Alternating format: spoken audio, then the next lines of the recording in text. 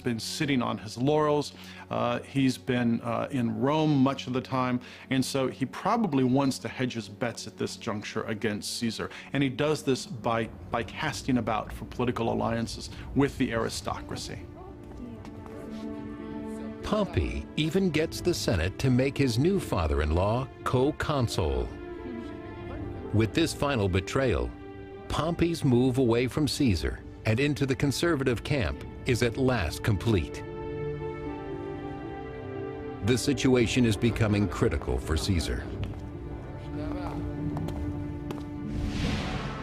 He must salvage Gaul or lose face altogether. He pursues Vercingetorix and his army to the fortified town of Alesia and orders his men to dig a double entrenchment.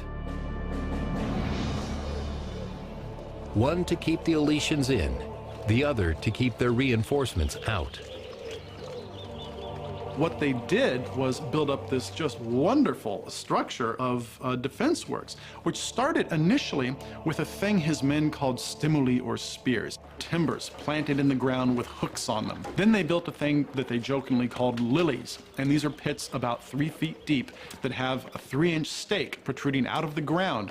It's a phenomenal achievement, and all done with arm-swinging picks, a lot of back power, moving earth in wicker baskets, and you have to imagine about 15,000 guys digging for days on end, and just with sheer back power. You can just imagine what a chiropractor would have done for that army. As supplies dwindle, Vercingetorix and his people are starving and desperate. Things became so bad in Alesia for the Gauls who were there that they were running out of food. But just as they must surely surrender, Caesar's worst nightmare comes true.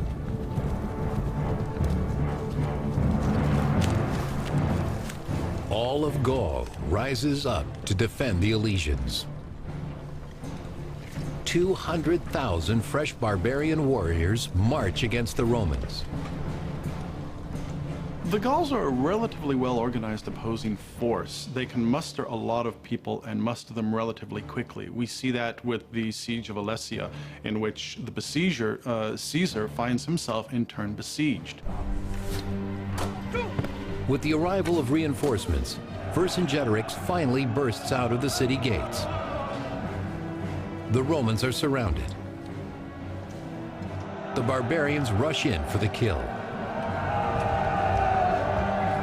The Battle of Alesia was Caesar's greatest challenge in 10 years of huge military challenges, because in order to defeat the enemy, Caesar had to fight them both in the front and in the rear. Only the most seasoned troops could withstand such an assault. You had to be psychologically prepared to confront the enemy close enough to hack them to death with a 2-foot sword. You had to get into that killing zone that was literally at arm's length, where you could as easily be killed as killed.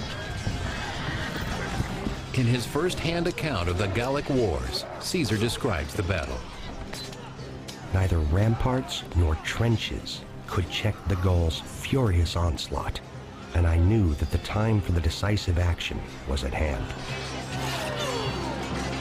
He has great lucidity, to the point that sometimes when his men were losing it, he would actually grab them by the throat and thrust them back into battle.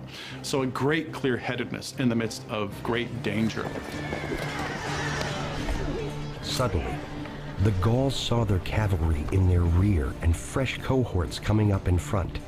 They broke and fled, but we mowed them down. In 52 BC, in the fields outside Alesia, the dream of Gallic independence dies. Vercingetorix surrenders to Caesar, bringing much of northern Europe into the empire for good. Caesar's campaigns are important because they take the Roman Empire away from the Mediterranean into central Gaul, northern Gaul. He crosses into Germany, he crosses into Britain. So northern Europe is now included in the Roman Empire. And long term, this has really important consequences. So Caesar is now taking the Roman Empire away from this Mediterranean world. Now in victory, Caesar can return to Rome. He has eclipsed all the other nobles, even Pompey.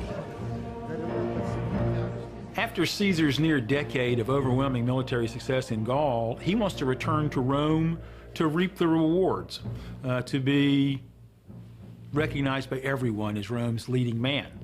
But his rivals fear and hate him, above all because he's put them in the shadows. In 49 BC, many Roman aristocrats insist that Caesar release his army and return home. But Caesar balks.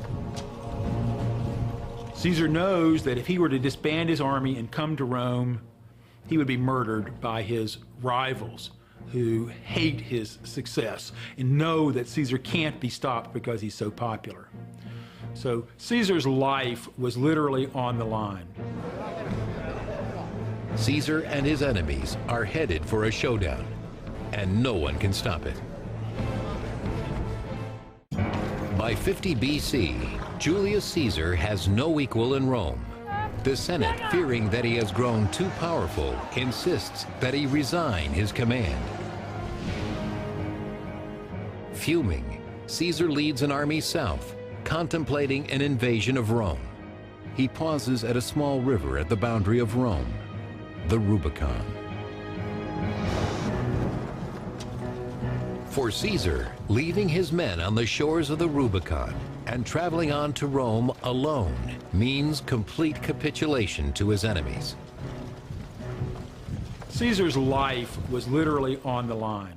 Caesar had to cross the Rubicon River, this little stream that was a boundary between the provinces and Rome itself.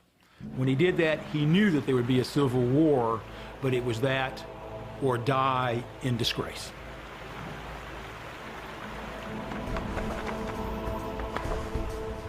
One side of the power struggle is led by Caesar.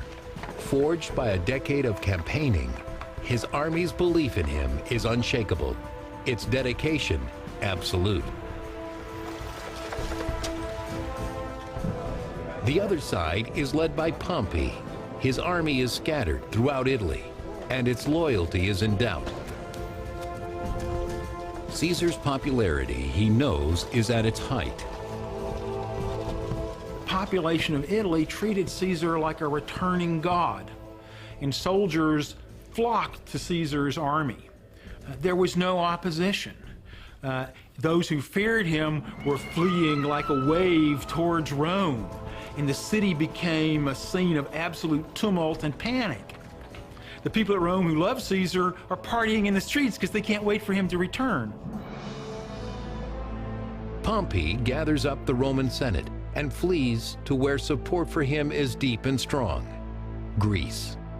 It buys the great general valuable time. Months pass before Caesar can build and appropriate enough ships and supplies to follow him. By the time Caesar's troops disembark in Greece, Pompey has amassed a great army. In January 48 BC, at Pharsala, the most important figures in Rome square off in tragic civil war. Pompey commands twice as many men as Caesar, yet Caesar's soldiers come armed with a potent weapon: confidence. Pompey had to fight or had to surrender. That is the way that Caesar worked, and Caesar's men knew that he would always put them in a position where the chances of success were very great. He also has a very well-trained army. You reach a certain point and the army becomes a well-oiled machine. They're not called veterans for nothing, and they become a very effective fighting force because they're so used to what they're doing. At Pharsala, Caesar's long years of campaigning pay off. His men utterly destroy Pompey's army. Pompey himself escapes. Caesar chases him to Egypt, but too late. In the end, the great Pompey is tricked, murdered, and beheaded by Egyptian brigands. the head is sent back to Caesar. Classical biographer Plutarch. When Pompey's head was brought to him, Caesar refused to look at him. But he took Pompey's signet ring and grieved as he did so. Did he really do that? It's very anecdotal, and it almost defies plausibility, but it is possible in a sense. It's possible because Pompey had been a colleague and a friend for a time. And maybe in a sense, Caesar saw what could happen to himself in the eyes of the dead Pompey.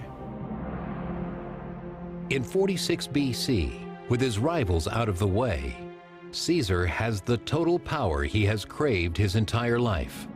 Rome is his. Caesar quickly moves to rebuild the city, changes the tax laws, and establishes colonies. He becomes the first leader of Rome to conceive an empire. Caesar essentially becomes the new state. Caesar replaces the Republic. Now, this is a great preview of what's going to happen under the emperors. But Caesar does it in such a way that he seems to disregard the traditions of the Republic. And as a result, he essentially cuts himself off and isolates himself. Unwilling to share his rule with lesser nobles, he proclaims himself dictator for life, king of Rome in everything but the name.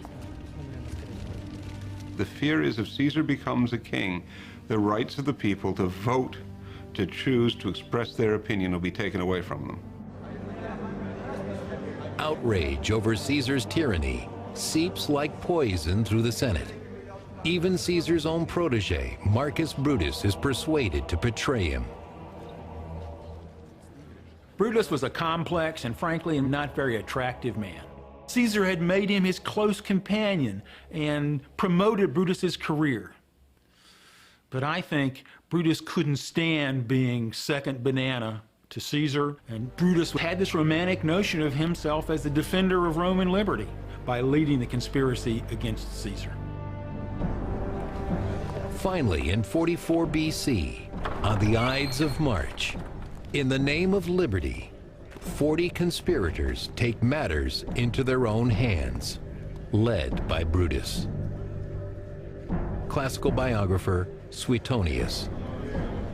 23 dagger thrusts went home as Caesar stood there. He did not utter a sound after the first blow, though some say that when he saw Marcus Brutus about to deliver the second blow, he reproached him in Greek with, "You too, my child?" Many of them were his friends. Some from a long time, some perhaps thought that Caesar had destroyed the Republic's most cherished tradition, that no one man can be the leader of Rome. And there was surely spite and jealousy and just human passion, and perhaps some notions that this was what freedom required.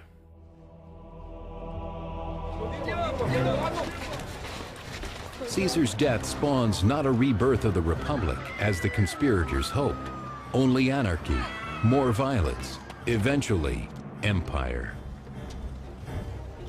I think, long-term, the infusion of obscene riches into Roman politics, the turning of the army into clients of the general as a patron, and the intense rivalry among the aristocrats to defeat each other instead of serving the country meant that the Republic was doomed even without the genius, the fire of Julius Caesar.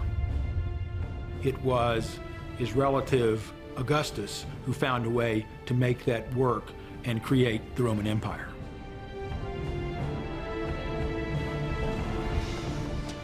The age of emperors begins, and with it, bloody conquest, brutal repression, and endless war.